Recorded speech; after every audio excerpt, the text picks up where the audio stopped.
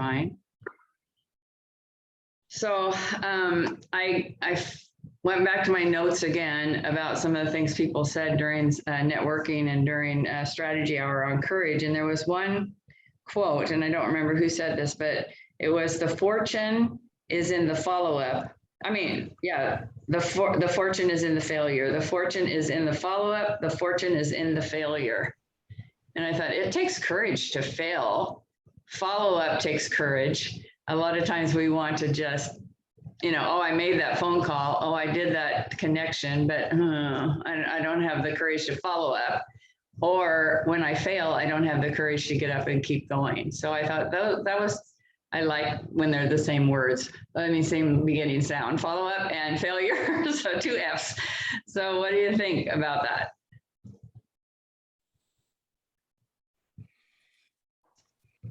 I think it's definitely true. Like, as somebody who built network marketing for years, that is everybody's biggest fear, is having to call people back. And then even when they finally get up the gumption to do it, they're so relieved when no one answers.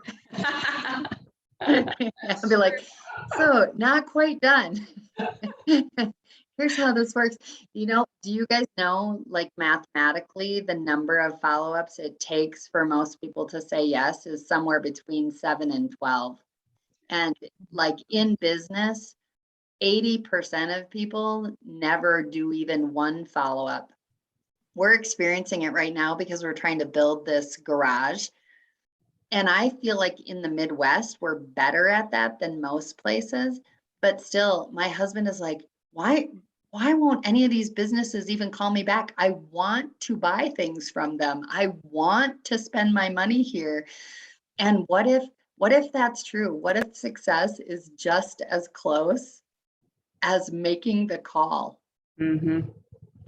When we trained our teams too, people would they would finally make that call.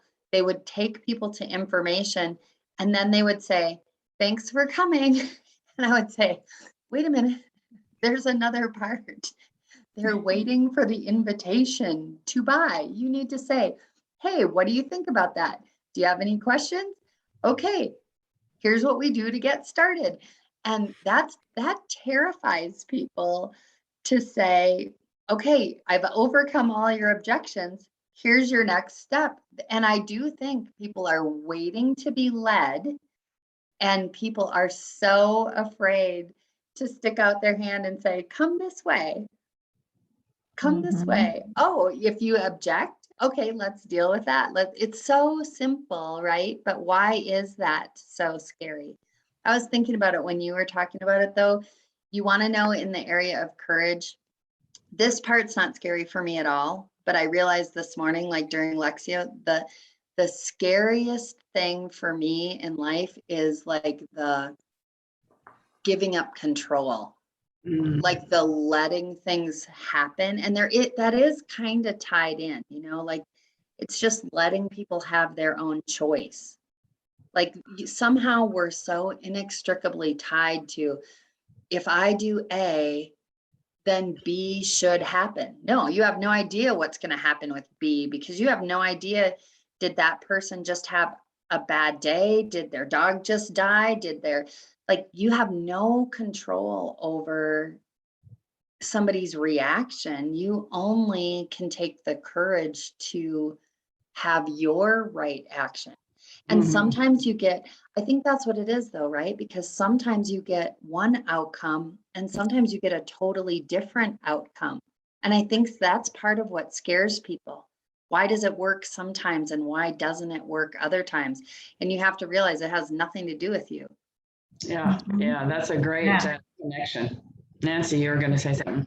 Well, it makes me think of, that when you think of failure or not taking that step, right? That's the lack of vulnerability, right? Because that's the fear of doing that holds you back. And then because of what might happen, right? And so then it's like, well, by being vulnerable and just doing it, then that provides the feedback that you need. And like you said, Shelley, sometimes it works, sometimes it doesn't. Feedback. Ooh, There's there you another go. F. The Look at feedback. fortune- I'm the like, oh, fortune is in another the F word. feedback. Yeah, Yes. all the good F I got words. it. Yeah, Put it in my notes. love that. So good. Thank you so much. I'm gonna go ahead and stop the recording. Deepest, darkest most of our deepest, darkest fears are so unfounded. They're just so irrational. They don't make any sense at all. They're very much, I think, tied to like our growing up experiences, or like they're founded in something that just doesn't always make sense to me. Like, my very best friend, her kids are like, there's just a very interesting thing that I've always seen. She'd say, why are my kids so fearful? Your kids are not afraid of anything. What is the difference? Like, I do think we can create, like it is within our control. Like if we work within a group or we work with people, we can create an environment, I think, that encourages, like, I wonder if there's something there, like that sets people up to make courageous decisions and makes the courageous decision the one that is, I think the big difference, like my kids and her kids grew up very similarly. They had a lot of shared experiences. So why did those same experiences make her kids afraid and made my kids feel powerful? And I think the difference is simply in like the way you go forward with that, or the way you treat that, or the way you like, when 3 of my girls were little, I don't know if I've ever told you guys this story. They were hopping in the woods at this time of the year, and they hopped on this log that had a ground wasp's nest inside of it. And they were kind of way out in the woods. And when they stomped, the first one stomped, and the second one stomped, and the third one stomped, they were like doing follow the leader. And each one of them got more than 50 stings, but Sorsha was little. She was maybe 4 years old or something only, and she got like over 100 stings. And I mean, it was like their whole bodies swelled up. I mean, they were not, and wasps can sting numerous times. So like my other daughter was literally having to like pull that. She was so smart. My other daughter was like 16. They came running to the house with this swarm following them, and she put them in the shower. She turned on the shower and had all the girls go in, and then she even got stung a bunch of times because she was picking them off, pulling them off of them. And the crazy thing is that Sorsha then developed a healthy fear of bees. I mean, she would freak out if she heard the slightest buzzing, right? And that makes sense to me. That was a rational fear. She had a reason to be afraid based on her experience. But even at 4 years old, we just said to her, okay, that noise is scary to you, but you know what? The worst thing that could ever happen with bees already happened to you. And you're okay, and you're here, and it hurt. And the crazy thing is, I learned later, bees leave like a pheromone, or they leave like a pheromone. So people who get stung are more likely to be stung again. So that is why, like, so for the next 2 years, that kid got stung so many times, but she was never afraid of, like, one sting was never a big deal to her anymore. But I can see how if we had managed it differently, that could have been a debilitating fear for her. Like, and I had one other one that had got bit by a dog. Like, people can get a very serious fear based on that stuff. And I think you have to like butt up again. Like, it's like, get off the horse, and that's why people say, got to get back on that horse. The faster you get back on that horse. And I think that's really true too. Like when people so what we would do with network marketing is I create a Zoom room for people that need to do follow-ups. And we do it like this, like in a group, so that people feel safe. Like when somebody attacks them or they have a terrible experience, they have a supportive group of people right there to say, oh, let it go. Just get back on, just make the next call, just do the next. I think that's what people need, is to know they're not out there, not like hanging off the ledge by themselves and nobody's there to, you know, pick up the pieces. And that was a big lesson for me, because I don't need that.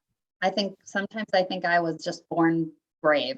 I love that. I love the adrenaline rush of things that are scary, but I recognize that for most people, they do not. And so they can borrow that, though. Find somebody that's super brave and borrow theirs. You know, I just think that's, but I'm serious when I say, like, the scariest thing for me, I'm realizing, is when I have no control. I am not loving that. Like, I have never had that fearful thing, but right now, like with what's going on in our country, I don't feel like I have a voice about things I have a strong opinion around, or that really massively affect my family. Like, my one daughter is just hanging in the balance right now. Will she have a job? Won't she have a job? Will she? Won't she? And the fact that I can't do anything about that, that's like that to me is the scariest thing in the world. Yeah. So for me, it's another F. It's going to be the freedom to, like, just let things happen and respond. You know, I can respond to them, but I cannot get out there and make things happen the way I want to make things happen. So in the same way that you help your teammates overcome their fear of follow-up, how can you turn that advice around to yourself in your fear of losing control? Well, I think the key in it for me is just being able to rest in the understanding that that would be total futility, right? Like, I just don't want to spend a lot of time on, and that's exactly what fear does. People give it, they feed it.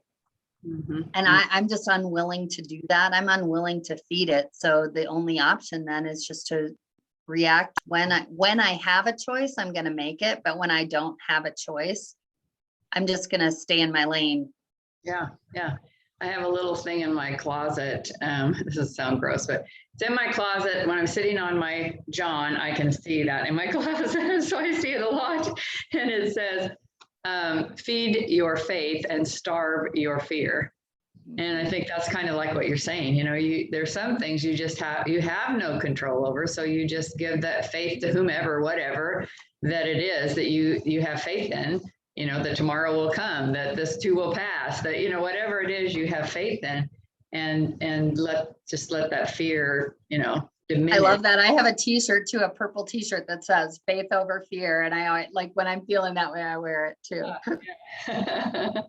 Yeah. Well, it's 8:00.